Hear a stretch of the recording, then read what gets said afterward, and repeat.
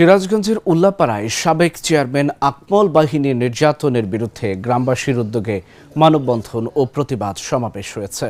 মঙ্গলবার সকালে উপজেলার মাগুরাঙ্গা ঈদগাহ মাঠে মানববন্ধনে শতাধিক নারী পুরুষ অংশ নেন।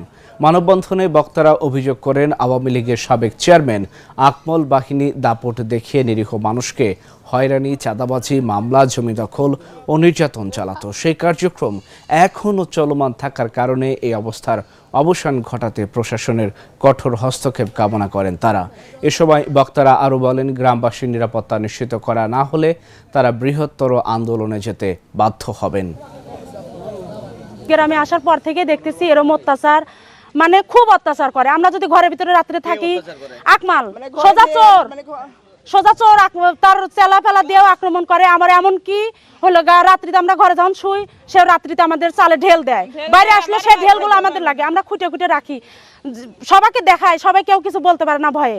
তারা কয় যে আমরা ভয় পাই, কিন্তু আমরা যে বলতে যাবো আমাদের উঠরা আমাদের মারতে আসে, তাদের বউ বাচ্চা লিয়ে দেয়, আমরা কিছু বলতে পারি না, ঘর হতে বাইরে হতে পারি না। গ্রামের লোকজনের জিনিসপাতি লুটমাট করে খাইতেছে, মানুষকে অত্যাচার করতেছে, মানুষের জায়গা দখল করে নিতেছে। তার মতো কিছু বাংলাদেশে একটাও আছে নাকি? এক চোর পালিয়ে গেছে আর এক চোর রেখে গেছে। সন্ত্রাসী আকমালের বাহিনী থেকে সরকার হটিয়ে গেছে 13 মাস।